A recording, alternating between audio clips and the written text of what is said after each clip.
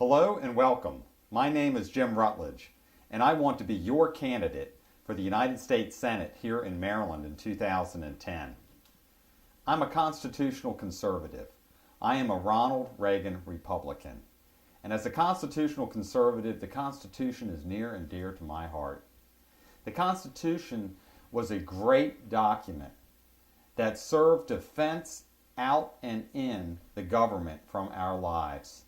The idea of the Constitution really is the fact that people, we the people, can govern ourselves.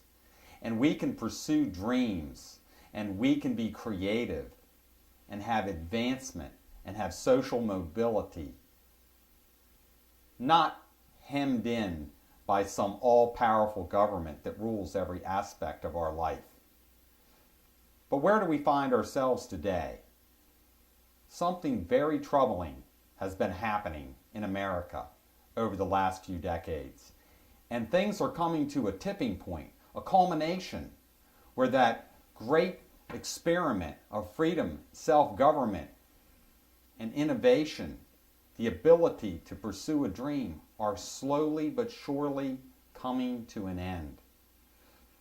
Cost of government.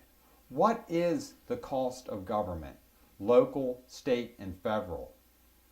I suggest that we have become the servants of the government, and that the government and the professional politicians no longer serve us. A great example of that is the simple fact that the cost of government has become overwhelming. Let's talk about what that term means, cost of government. Cost of government is measured by adding up all of the taxes on the local, state, and federal level, your sales taxes, excise taxes, sin taxes, whatever the taxes, income taxes, death taxes, inheritance taxes, you name it, you add up all your taxes. And then what we do is we add to that what is the cost to you as a citizen for you just to comply with all the rules, all the do's and don'ts of life that the government has laid on you. We the people now in Maryland have a cost of government that carries all the way through August 21st of just this year. In other words, the average Maryland citizen will work almost 8 out of 12 months of the year just to pay off and carry the load on their back of the cost of government between taxes and rules and regulations. It's no wonder that increasing the cost of government is doing nothing to create more jobs. Job creation depends upon small business, entrepreneurs, and economic freedom. The government doesn't really create jobs. What the government does is it creates more debt, more burden, and more hurdles for us to cross. Our government has gone too far. Enough is enough. What I propose is let's put America back to work by allowing Americans to innovate, invent, and create.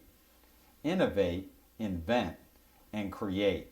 And to do that, we need to get the government burden off of our backs and get the government more and more out of our pockets and our wallets. I'll give you a quick example about the cost of government through the cost of complying with government rules. If you haven't had this experience yourself, it won't take you long to find a friend or neighbor who has.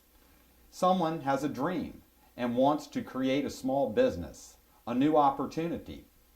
By the time you find out what the cost is going to be to create your new business, because you're going to have to set up the business only in a particular place with a particular set of rules, the government of zoning, of inspections, of all of the regulations and red tape to run a small business often kills many small businesses right at the bud. Just as the seed is sprouting out of the ground of a new idea, the government lawnmower comes along and cuts it right off. That's the problem.